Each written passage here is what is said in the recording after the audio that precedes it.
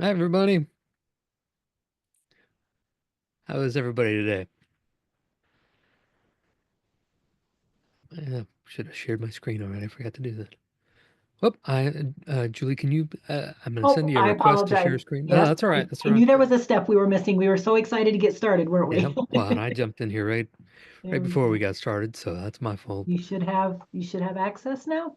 Okay. I'll give it a shot. If any of you ever, do this kind of stuff online, you know that this is all part of the drill, right? I mean, I always tell my students, when I started teaching online in 2006, if you'd told me we'd be doing this at all, I'd told you were crazy.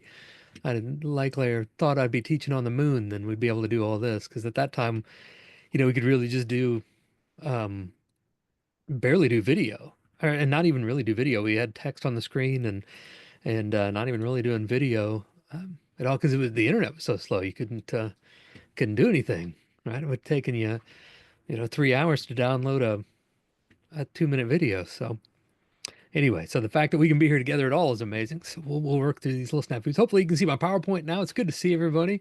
Hopefully, you're all doing well and really enjoying the ELCC conferences here. I know I always do. It's a wonderful event, and I appreciate it greatly being able to attend each year. So, and to speak here every year and to share. I was saying to somebody yesterday, one of the things, I mean, I love conferences like this because I love teachers sharing with other teachers and sharing best practices and things. So hopefully that's what we're going to do today is share some best practices with you. My name is Josh Rockey. I'm the lead faculty for communication courses at Colorado Technical University. And that's my professional role, my full-time role. And I've been teaching, as I said, online for almost 20 years and I've been teaching in higher ed for a little over 20 years now. So, I mean, I know I look, youthful. It's hard to imagine, but I've been teaching online for a long time and teaching in general for a long time. And outside of that, I do a lot of speaking as well. I used to work in radio, but I also do a lot of speaking, just sharing my background's organizational communication. So working with a lot of organizations and businesses and nonprofits in different places, doing a lot of presenting and leading a lot of things like that for groups. I've also had the honor to do a couple weird things as a speaker, which is fun. Not weird, but weird as in like they don't happen very often. For years, I did the presentation of graduates at the community college that I was at full time for about 13 years. I did the for more than 10 years did the presentation of graduates, which was just saying all the names as people walk across the stage, which first of all is really exciting and very cool to see all those people graduate. But um, it's also, kind of a rush that because they hand you a card and then you have like 3 seconds to decide how to say that person's name. So it's just a really cool kind of speaking opportunity. But the hardest thing I think I've ever done as a speaker is for a number of years, I was the MC and pronouncer for the North Central Indiana Spelling Bee. So that leads into the Scripps National Spelling Bee. Man, these kids are amazing. I had the words right in front of me and I had practiced them and everything, and they were hard for me. Can't imagine how these kids were spelling them. Anyway, point is I've done a lot of presentations and so this is all relevant here today. So I have some background in speaking and not only academic because communication is my field of study, but also practical because I've done a lot of speaking in my lifetime. It's something I really enjoy doing. And today I want to talk to you about upgrading your online presentation. So just to get us started here, and this could be rhetorical or you can answer in the chat pod or however you want to do. I want this to be an engaging session, so feel free to jump in with any questions at any time. But I have a question for you to get us started. And that question is, what is something that you love to do? You love to do this, one of your passions, you really love to do it, but maybe you're not very good at it. Anybody have anything like that? Do you have something that you just really enjoy doing? You just are passionate about it. You love to do it, but you're not really good at it. Or am I alone in this? Am I the only person who pursues things that I'm bad at? Okay, good. We got some people. It was with tennis, hiking. Sarah, you and I think you and I may be the only people in the world who could be bad at hiking because I'm really bad at hiking. And I'm going to be even worse in the coming years because I just had 3 ankle surgeries in the last year. And so I basically have a peg leg on my right foot. But anyway, hiking, fishing, painting. Oh, Colleen, I almost thought you said parenting, but I'm glad to see it says painting, not parenting. Maybe sometimes we all feel that way too, right? Or like I love parenting, I do, but sometimes I feel like I'm not very good at that. But I'm also not good at painting. So skiing, yeah, I can't do that either. We're coming up with all kinds of things. Irish tennis, all kinds of pickleball. I've never tried pickleball, but parenting too. Thank you for not leaving me out there on that. For me, honestly, it's golf. I've been playing golf terribly for 30 years now at least. And not only have I not improved as a golfer, never gotten any better as a golfer, despite all the hours I've spent playing it, but I seem to be getting worse as I get older. It's pretty incredible that that can happen. I put all these hours and effort and things into golfing, and I just get worse. The good news is I still do love it. I enjoy it. It's a good time. I get to play with our kids and with my friends and things, and so I do love doing it. I've just never gotten any better at it. It's something I do love, but I'm not very good at. And it's always a reminder for me that doing something a lot is not the same as doing something well. So, my point is that, doing something a lot does not necessarily mean that we're doing it well, right? I'm sure that many of us speak online a lot. We give presentations online. Many of you have logged a lot of hours in front of an audience, either in the classroom or outside of the classroom. As I was mentioning, I've done both of those things. So many of us have logged a lot of hours in front of an audience. And so we have lots of experience as a speaker, and a number of you have probably done a lot of online teaching as well and presenting online. And so we have experience with that maybe too. And so we've done it a lot. But no matter what your level of experience or your comfort level, though, there's always room for improvement, right? No matter what we're doing, there's always room for improvement. And so, despite how many hours we've done this, how many years we've done this, there's always room for improvement. So this session hopefully will offer some tips for sharpening your online presentation skills and working with your online presentations specifically. Okay, so not talking about face to face, although I mean that's a whole separate thing. So yeah, just to be clear, a quick bit of clarification. As the title of the presentation would suggest, we're going to be focusing specifically on presenting online, not in traditional face-to-face settings, classroom or in front of a face-to-face audience, but online presentations. So I'm going to be highlighting some, shall we say, less desirable practices and habits that I note regularly in online presentations. So things that I see that when people do them kind of make me cringe, and I just want to highlight these things and hopefully we can avoid them. So if you were hoping on information on more fundamentals of public speaking, then I'll be happy to direct you to some resources for that, some excellent resources. But that's not what we're doing today. This is not that. We're going to be focusing specifically on online presentations and the challenges and opportunities that are presented there. So with that in mind, I want to talk about upgrading your online presentations in a couple different ways. First, understanding the differences. So this is the good stuff here. Understanding the differences between presenting online and presenting face to face. The importance of being prepared and how that looks a little different with online presentations as well. How we can pixel proof our visuals, which is an important aspect of online presentations, and then how we can create on-ramps for engagement as well, which is important to me. It's something that I'm passionate about, as I'll share with you here.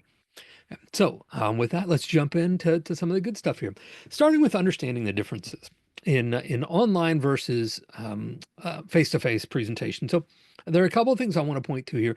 The first thing and again, we're just going to jump right in, but I want to talk about finding the camera. It's important for us to find the camera.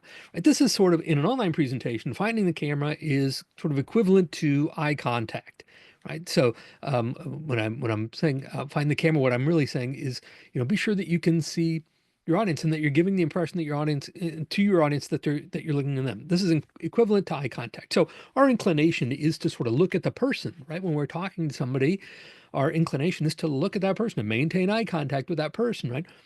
But if we do that in a Zoom presentation or an online presentation or something like that, then most times that means we will actually not be creating the illusion of eye contact if we're looking at that person, because that person is not where the camera is, right? As if you've been in online meetings and things, I'm sure you've noticed this, but we have to find the camera instead. So, for example, you can see the difference here in somebody who is not looking at the camera. Right? Pretty clearly, this person is not really looking at the camera as opposed to here. Right? So if we put those side to side, you can tell, it's not that dissimilar from when you're teaching face to face. Students think they're sneaking a look at their phone under the table or something, but it just is unnatural. When you see somebody doing this is not how you normally pay attention in a class and look in a class. And they think it just looks totally normal, like no way they'll catch me.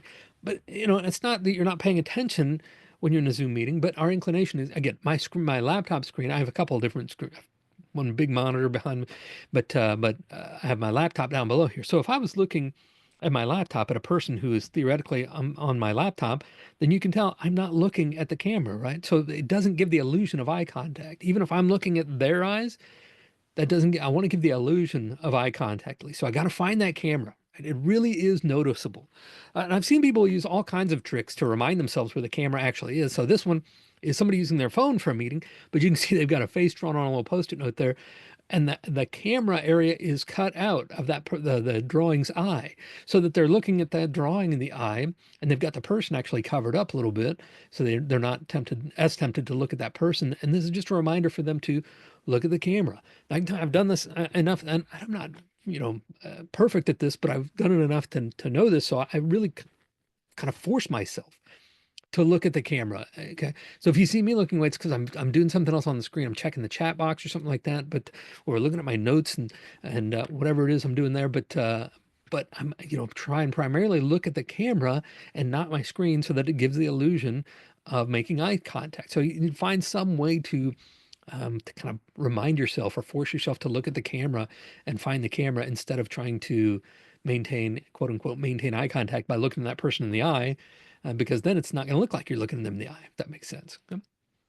Another thing that's really different about online presentations is that there's a danger of excessive movement. Movement in general is different in an online presentation. When you are, and movement should be carefully considered and managed in all speaking situations. Even when you're face to face, you want to carefully consider your movement. It doesn't mean you shouldn't move, but we want to make sure our movement is not distracting. That's the biggest thing. But in online presentations, this is even more important. This presents a wholly unique set of considerations when we're presenting online, though. And so we ought to be aware of excessive movement and cautious of that for a couple of different reasons. First, our gestures may not even be in frame. So right now, I mean, I can see myself a little bit on screen, and I'm using my hands. I'm gesturing with my hands. You may be able to tell that from my shoulders, my arms, and things, but you can't see my hands. Right? They're not in frame. Now, if I pulled back a little bit, my hands, you would see them moving things, and that's okay. That's not a problem. But if I'm depending on the audience to see my gestures to understand something, then they're not going to, because it's not in frame, right? So the frame may be different. You may not, maybe a smaller frame, and they may not be seeing everything. And because some programs may be set for a narrower view. Right? Um, so as you can see, you don't want to rely on things that may be too far out of frame in a narrower view. Then. Okay? A movement can also add additional stress. If you have a sketchy internet connection in general, moving can cause a lagging or blurring sometimes too. And so if you or the other person doesn't have a good connection, then the more you move, the more you have the danger of making them nauseous or something, because it's going to look like this the entire time. So you don't want to do that. Now, so I'm not saying you need to or want to be stiff as a board the entire time you're presenting. In fact, if you're somebody who uses your hands, then that may hinder your presentation, because it's going to feel really weird if you try and put your hands in your pocket or something and speak. You're going to be really distracted by that. But you do want to keep the restrictions of this medium in mind. So the restrictions of using a camera, have those things in mind, okay, when you're presenting online. Another difference is that obviously we're using technology here when we present online, and included in that, you don't want to sleep on the sound and lighting aspect of things, right? I think that's important. When we first got on, Julie said to me that she was able to see and hear me clearly, and that's because I do have some additional things here, because I've noticed over time that there are things that if I don't use some extra help in terms of lighting and sound, it can make it a challenge. My office is an area of my house, and I live in an area of the country where there's the potential that there could be really extreme light coming in, or it could be totally dark and it's hard to light this room well. So I have some external lights, just like you see here, kind of these types of things. I have a key light, which is the kind of the big one in the middle, and then I have a couple of what we call fill lights that fill in the shadows behind me. I'm also using an external microphone. And these things don't have to be extremely expensive. You can make a huge difference in your sound and your appearance through a microphone and lighting for $150 or less. The what I'm talking about right now, what you see on the screen, that I've these three lights and the microphone. These are what I'm actually using. These cost under $150. I don't remember exactly. I've had them for a few years, but the microphone is $60 and the lighting couldn't be more than, 75 or so dollars probably. Um, so I'm using those things to be able to control the environment a little bit more, which makes a huge difference. And I have these. And if you're only doing this for Zoom meetings for work once a week, it's not a big deal. But I'll tell you, I do a lot of recording for. I have videos that I record for my classes. So I have a lot of lecture videos that I record, and I want them to be quality, and I post them on YouTube, and they get views and things. So, and I'm not like in a professional studio, but I want them to look good and sound good. And so some people think, well, I'll get a better camera, and that's great. You can get a better camera, but first of all, that's going to be more expensive, probably. It's one of the more expensive things you can do is add a camera. Although, I mean, they range from, good webcam ranges from $100 up to, you can get some really expensive external cameras that are in the thousands of dollars, right? But you can do this on a budget as well. If you have the opportunity, if you have the place to set them up and things, it can really help you control that environment, and it can substantially improve the look and the sound of your presentation as well. I do have one other thing that and I have a gear list that I can send to people and give to people too if you want to see that sometime. And I'm not sponsored by anybody. This is not a sales pitch, but you can find what works for you. I do have a cheap green screen behind me too, by the way. And I say it's cheap. It's one of those that just kind of folds up and folds out of the way because my office is a part of our home where I live. So I don't want it to take up space all the time. So I just have a green screen that folds up behind me, but that allows me to also to have a consistent graphic behind me and it looks decent behind me. Also shields some of the other stuff. My office is an area where there's a doorway you could see into the kitchen. And I don't want other people who are in our home. I work from home. I don't want other people who are in our home to feel like they can't go into the kitchen. So I have this up so that you can't see in the kitchen. They can come and go freely then. So there are a lot of advantages to doing that. Part of it is controlling the visuals and things and helping enhance those. But part of it is also maybe, protecting some of these things that you have around you and just, so there are a lot of reasons to do that. But I would encourage you, again, most people automatically jump to a microphone, or sorry, a camera. And the truth is that the camera on my laptop is not as good as the webcam that I'm using right now, but it's not that much worse either. It would be okay if I used that camera. It doesn't have as many options, but the cameras in our devices are actually quite good. I mean, the camera in your phone is probably, twice as good as they were using to make movies 30 years ago. So the cameras in our devices aren't that bad actually, but the microphones are not that great, and the lighting may not be that great. So I think sound and lighting is where you can make the biggest difference and the most immediate impact for online presentations. And so again, I have some resources I can share with you if anybody's interested. I'll give you my email at the end of this, and you can email me, and I can send you and try and be of any assistance I can there. But just don't sleep on sound and lighting. Don't underestimate the impact that they can have. Okay, and finally, for understanding the differences, there are differences, but that doesn't mean we have to reinvent the wheel as presenters, right? Again, a lot of us have been doing this for a long time. We've developed a style and found what works well for us and what doesn't. So you've probably found some of these things over the years that things that you do well and presentational skills and techniques that work for you. And you don't have to totally abandon those, I don't think. And so for the most part, you're not going to have to abandon those entirely. But we do need to maybe transition them because not everything is going to translate directly to the online environment. The things that we do in a physical classroom may not directly translate to an online environment. They may need to be adapted to fit the new context, but oftentimes we can do that. So for instance, a high level of discussion and engagement is really important in my classes. That's something that I emphasize when I focus on it. I want students to be engaged. I want them to jump in at any time, and I want you to do that too. Anytime you have a question, again, I'm trying to keep an eye on the chat pod, and feel free to jump in with your mic or whatever you want to do. You won't bother me, but I really enjoy engagement and discussion. It can be tough online though, right? If you've again, many of you've taught online or worked online enough to know that oftentimes, if you're teaching online, especially live, and we do that as part of our classes, each week we have a live synchronous, what we call live chat. And it's not a requirement for students to attend that, but it's an opportunity. But even then, it tends to look oftentimes like this, right? I mean, it's like looking at a room full of black boxes, right? And so the students may not want to use their microphone. They may not be comfortable using their microphone or video. Sometimes there are times I wish they wouldn't use their microphone or their video, especially. But anyway, but that's a whole different thing. But a lot of times you're going to be looking at a lot of black boxes. So to combat this and try and pull that engagement aspect into my classes, because it's, again, I think it's something that I do well in my regular classes, to try and adapt that, and pull that aspect of my live classes into my online classes. Try and combat that with what I call a question of the day, for example, something that I ask at the very beginning of the class. Each class session, I'll ask a question of the day. Typically has nothing to do with what we're talking about. This week in my classes, it was I like weird holidays too. So in my classes, I'll pick a weird holiday. This week, this on Tuesday, it was it was Zoo Lovers Day, and I do love zoos. So we talked about zoos for example, and kind of zoos we enjoy. But then the question of the day was simply, what's your favorite animal? You know, and the point is, that's a way for me to get students talking. Right? Even if it's in the chat pod or whatever, they can drop their answer there.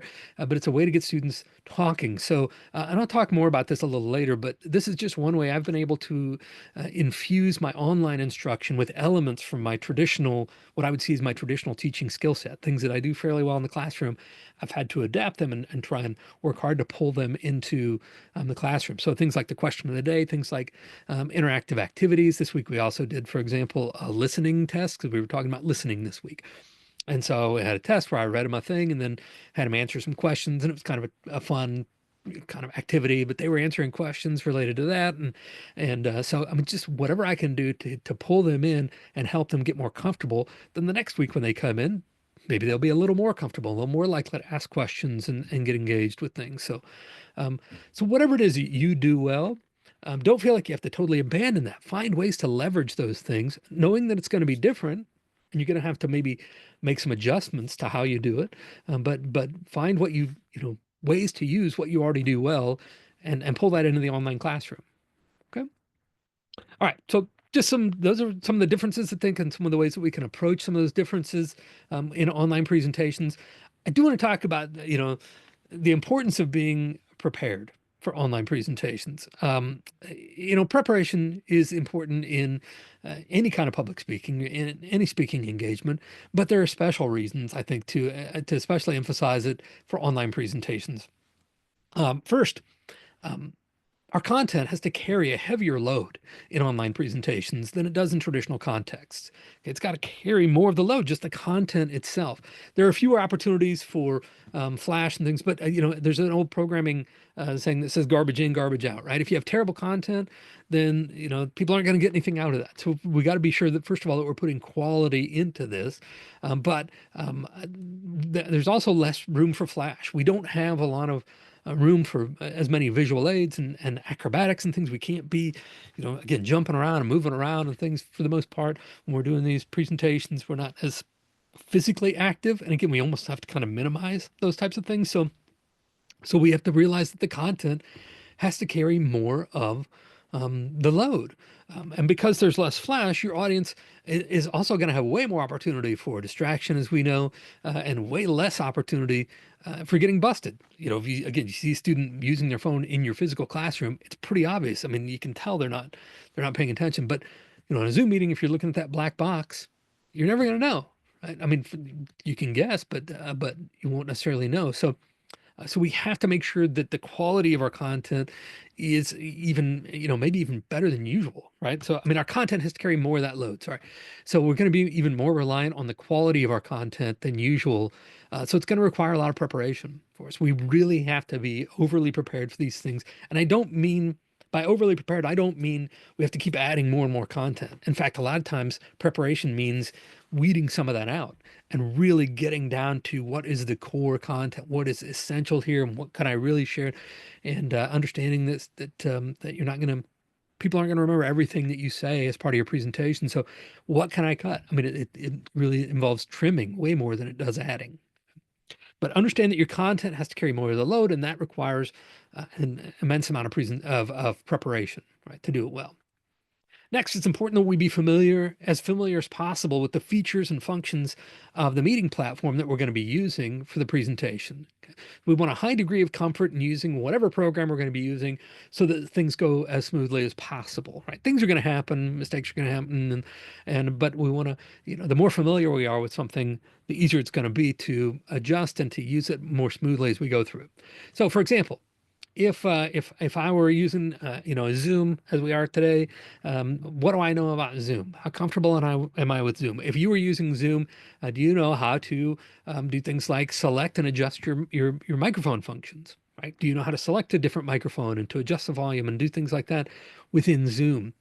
By using that feature, as well as the camera and the video and background features, things like that. If I wanted to change the background to something different because I have a green screen, I could do that, right? But do I know how to do that using the video function there?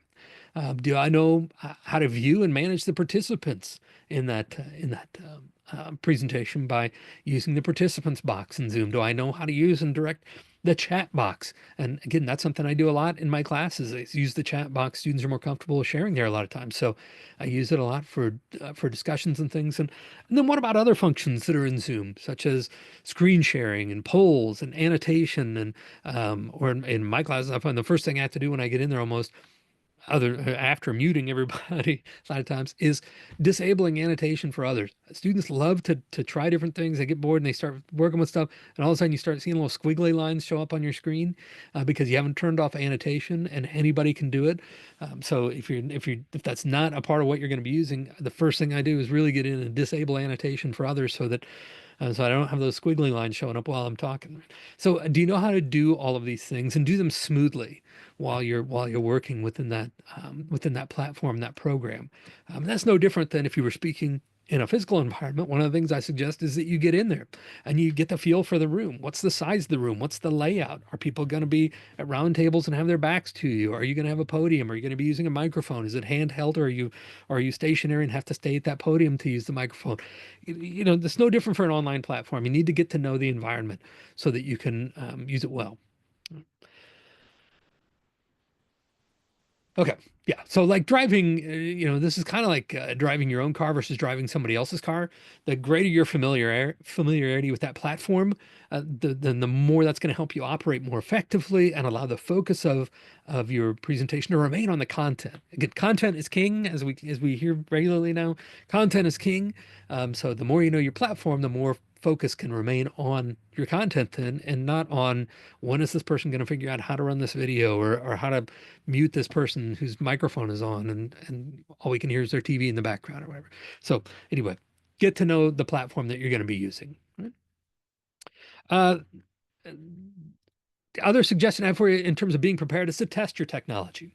When you're doing all these things, again, get in early or even run a test. If you wonder, oh, what are people going to see on my camera? Well, get into Zoom. If you're going to be on the Zoom platform, get into Zoom in your own Zoom room and open up a meeting and see what you can see. It may not be exactly the same, but it should be pretty close. Or what's this going to look like with this lighting as opposed to other lighting? And how do I connect my microphone? Is this microphone going to work with this platform? And so forth. Get in and test all that out beforehand so that you know what's going to happen when you get in there. You don't want to be, spending the first 15 minutes of your 45-minute presentation working on getting the tech sorted out. Right? So try and get all that sorted out as much as possible in advance by testing the technology that you're using prior to the presentation. So preparation involves all of these things: being prepared in your content, being prepared by knowing the platform, being prepared with your technology and making sure that it will work and match up when you need it to and do what you need it to. Okay, let's talk a little bit about pixel proofing your visuals. What do I mean by that? So if you're familiar with pixelation, it just means, my point here is this is a highly visual medium. So again, we're on a screen, and if you're using any kind of visual um, effects or visual aids, then it's important that they be high quality. It's important that you know how to do that well, right? So my first suggestion is to kind of, and I want to, so I'm going back and forth on how to talk about this, and I always do because I want you to be adventurous with your layout. First of all, that's what I'm getting at. Okay, so be adventurous with your layout. Try some different things. You'll notice that the the on the left, the content area of my slides have been slightly different every time. It's all been a list, but it's been different kinds of things just to make it a little more interesting. Again, the content is what's the most important, and I don't want the layout to be a distraction. And this is also something that you should not spend your entire life trying to figure out, right? Because again, the content is the most important thing. When you're preparing your presentation, you should spend 80% of your time on the content and not more than 15 or 20% on the layout. The point is the content, so just keep it from being a distraction, but at the same time, in a highly visual medium, you want to make it interesting, so get a little adventurous. And there are lots of programs now that can help you do that. I mean, I use PowerPoint just because I've done this for a long time, but programs like Canva and other things like that can really help you by taking care of the design elements a lot of times for you, right? They'll do a lot of that and have the ability to do a lot of that for you. And so we're seeing that in those types of programs. We're seeing it more and more with AI, just being able to give some instructions and get some design help with that. So I'm not a big AI person in terms of knowing exactly what's possible, but I know you can do that and get some assistance there. So be adventurous with your layout. Try some different things, but don't let it take over your life either. Okay. Remember, content is the most important thing, but make it interesting to look at and to be in. You also want to limit the amount of screen on or text on the screen. This is a big thing. I've been talking about this for years. This has always been a thing. When people use PowerPoint and they put up their entire presentation on the screen, the point is, if every word is on the screen, then the audience doesn't need you. They don't need you to say it because they can just read it. And that's what they will be doing. The more they have to look at on the screen, the more distracted they're going to be. So we usually use what we call the 6x6 rule, which means no more than six lines per slide and 6 words per line. Right, so 6 and 6, no more than 6 lines per slide and 6 words per line. Okay. Just to minimize the amount of, again, text that you have on the screen and the amount of distraction, because our eyes always drawn to for these distractions. So you want to make sure that you're keeping the audience focused on what it is you want them to be focused on. So keep them focused on that content. Limit the amount of text on the screen. I encourage people to use the appear function. And PowerPoint, for example, they have a lot of different, and this has always been a thing. Uh, in fact, a colleague and I several years ago made probably a 10-minute video on what we hate about PowerPoint. And one of the major things was all these animations that you have in there. I mean, okay, they're fun, they're great, but what do they add to your presentation? That's the question. How do they help your audience understand your presentation? How does helping your screen get folded up like an origami swan and fly out of the screen, does that help them understand your content, or does it just take time and delay getting to the next point? Because those things take time, right? If you're going to use something like that, I always encourage people to use appear and then disappear, right? Because again, the more that's on the screen, the more distracted people are going to be because they're going to be reading and things like that. So you'll notice that my visual aids, the images that I've used have then disappeared. I have them set to disappear when I'm done with this PowerPoint image here will disappear on the side, and something else will maybe take its place or not. But either way, I don't want to leave it on there for you to look at once I'm done talking about it. Right? So use appear, use disappear. Those things happen immediately, but don't use something that's going to bog down your presentation and slow it down. It's just not necessary, and it doesn't help the audience understand your content. And if it doesn't help them understand your content, then you shouldn't use it. So get away from that. But then also, in terms of pixel in particular, use high quality graphics and pictures. If you can't find a high quality unpixelated graphic, then don't use it. So you're going to have to pay attention to graphic size as well when you're looking for these things. If you find one that's really, really small, and then you say, well, I'll just pull it into my PowerPoint slide and then I can drag it and open, make it bigger or whatever. When you do that, it's going to pixelate that image. So if it's something really small and you pull it out to be too big, it's going to look like this image that I have on screen, right? There's a small image that I've expanded, and you can see it's very pixelated, right? You want to use high quality graphics and pictures, and then of course pay attention to things like copyright infraction and things. But you know, you want to pixel proof your visuals. Don't make them all pixelated like this. It just doesn't look good for your presentation. So again, you're better off not having a graphic or an image at all, especially if it doesn't add to the content, help the audience understand your content. You're better off not having anything at all than having something that looks like this and is of poor quality. So pixel proof your visuals. That'll help your online presentations as well. And then finally, I just want to talk real briefly about creating on-ramps for engagement. I mentioned before how important I think engagement is in all classrooms. You know, I'm very much a discussion-oriented, engagement-oriented instructor and have been for a long time. So, but in an online environment, as I mentioned before, this can be really tough, right? It's gonna be like pulling teeth. You're looking into all those black boxes, and this can be a real challenge to pull in students and to get create some engagement. And you really have to be intentional about that. You have to create those on ramps for engagement. I mentioned some before, but we'll touch on those. But just in general, don't assume attendees will participate voluntarily. Just because they show up doesn't mean they're going to like be really excited to answer questions and have a discussion and things. Some of them are there because they have to be there, because it's mandatory or required. Some of them are there because they'll get extra credit. Some of them are there because who knows why, because they whatever, have nothing better to do with their day. But that doesn't mean they're going to participate voluntarily. So you've got to be intentional about creating these on ramps and not just assuming that, well, I'll just ask some people will jump in and people will be happy to participate. They won't necessarily. Okay.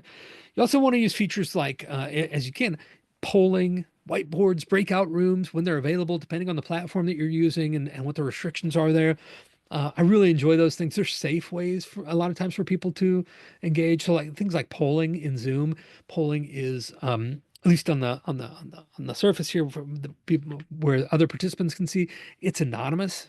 All right, it's anonymous, so people aren't seeing who's saying what. So it's a safe way for students to answer. If I ask students to answer, like a legitimate like quiz question or something, if I were to ask that and ask them to answer in the chat, then there's potential that everybody could see that they got it wrong, and that can be embarrassing. As much as we know it's not the end of the world to get a question wrong, that's okay.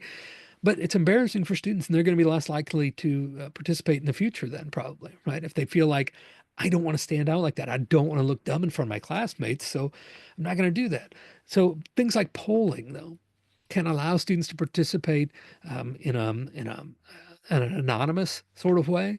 And so, especially if it's an environment where you're going to be using it repeatedly, if you're in a class and you're going to be teaching this lesson again in the future, it's worth the time and energy, I think, to find out how to do that and to put those things together so that students have an opportunity to do that. And it'll help. Again, it's small steps to engagement. Asking that question of the day helps me get students to answer content related questions later in the class. Again, the more confident they are about, yes, I can turn on my microphone. I know how to do that. Or I know where the chat pod is. I know how to answer things there. It allows them, kind of a safe way to figure those types of things out. It also just kind of gets them talking and lets them know that I want them to answer things. And so those types of things help students participate later in the class. As silly as it may be, some people think, well, why would you ask a question that's not related to your class at all? Like, what's your favorite animal? That has nothing to do with our class. And that's why, because I want students to get accustomed to participating. And tools like, again, polling, whiteboards, breakout rooms can be helpful for that. Breakout rooms can help students feel more comfortable talking in a smaller group than with a large class. If you've got 35 students in a class, maybe they're less likely. But if it's only 5 or 6 people, then they may be more comfortable with that. And also they're going to be less able to hide, so to speak, in a room, in a smaller room like that. So anyway, think about those things and how those tools can be useful to you. Then there are also other strategies that you can use, like using the chat pod. I love the chat pod to ask like basic questions, again, especially if they're safer questions. Students may be concerned about getting something wrong, but like, what's your favorite animal? They're not going to get that wrong. I mean, it's who's going to, how can they, first of all, and who would know otherwise? So using the chat pod for questions like that are a little more, quote unquote, safe for students can be really useful. It also helps the students don't have to use their mic. A lot of students don't want to be heard. They don't want to be seen necessarily. They're not comfortable with that. So the chat pod gives them a venue for doing that. And I do love tools like tools and strategies like waterfall responses. So if you're not familiar with the waterfall response, here's what it is. We'll try it out. We're gonna try out a waterfall response, right? Here's my effort to engage the participants here in this class. And we kind of did it earlier. We didn't do a waterfall response, but here's a waterfall response. Okay. I'm gonna ask you a question, and I want you to put your answer into the chat pod, but not hit submit until I say to do so. Okay. So go ahead and put type your answer out in the chat pod. Okay. When I ask the question, but don't hit the submit button or hit enter until I tell you to. Okay. And then I'm going to do a countdown and say three, two, one, submit, and then we'll all submit it together. All right. So let's just do that. I asked my class this earlier this week, and so I don't have another question for you. But let's just, what's your favorite animal? Put your favorite animal into the chat pod, and don't hit submit yet though. Okay. So I'll give you a couple of seconds to put it in there. Be sure you don't hit submit if you can help it. And accidents happen, that's all right. But if that does, it does. But don't feel bad. But okay, we're gonna give you about 2 more seconds here, and then I'm gonna count it down. And once I say submit, once we count down three, two, one, submit, then I want you to hit submit, and we'll see everybody's all at the same time. All right, here we go. Three, two, one, submit. What do we got? Oh, there we go. Look at all those answers coming in, right? Great. I'm not gonna read them all, but otter, horned lizard, dragon, nice. I like that. Giraffe, things like that. So, and you can see the point though, right? I mean, you see what happened there. Everybody answered at once. So, first of all, we didn't have any like people that were. It makes it harder for people to kind of join the bandwagon. If you see everybody putting, you know. Four or whatever for the answer in there, and then you say, "Oh, well, that must be right," so I'll put that. So it looks like I'm answering. It kind of helps avoid that type of thing. And then also, if it's something that you don't want to like, for example, I was talking about this listening activity that I did earlier this week. So basically, I asked students to listen to this story. It was about a bus route and what happened on this bus route, and so I wanted them to answer, but I didn't want them to again didn't want them to use the bandwagon approach, and I wanted everybody to kind of answer at once. So I had them do a waterfall response. I asked a question, if it was about what happened on this route. So, at what stop did the bus driver see the brown dog or whatever, right? And so then they put their answer in at what stop, and then I said three, two, one, submit, and they all submitted at the same time. So it wasn't just people trying to see what everybody else was posting, but it was a way for us to get some fresh responses, and so anyway, but it was fun. They enjoyed that too. So not confidential or not anonymous, but still, it's a different approach to engage students, and people like it. They see it more as like a game too. Then, right? It's kind of a gamification thing where they see it more as like a game. But so you can use tools like waterfall responses, basic strategies like a waterfall response to leverage the tools that you have in these online environments to really again create on ramps and really encourage students to engage and push students toward engagement. Okay. I'm going to stop. I'm going to answer. We're getting close to time here, and I want to save some time for any questions or discussion or anything like that. But that's pretty much what I have for you. So, again, just want to share some tips for upgrading your own online presentations. That's my email address, and just jrockey at coloradotech.edu. Did I spell that right? I think so. But it's just coloradotech.edu. And I'd be happy to, again, answer any additional questions there, as well as here and now. But like I say, I also have um, an equipment list that I use. Just I mean, sometimes people ask what I use, and so I have a list that I can share with people for that of like microphone and lighting, things like that, where it's the basic stuff that I use. Or like I said before, resources on other types of presentation, just general presenting. I'd be happy to share resources for that if you have a desire for those or just any questions at all that I can answer for you. Feel free to hit me up on email, but also I'm happy to answer anything right now. We got a couple minutes, I think. Julie can correct me if I'm wrong, but I think we've got a couple extra minutes Yes, to we have about 6 minutes left, Josh, yeah, and people tried are to save able some there for to you. unmute if they want to talk, or they can put it in the chat, whichever they Yep, prefer. feel free either way. Anybody have anything? It's like teaching. Nobody wants to speak.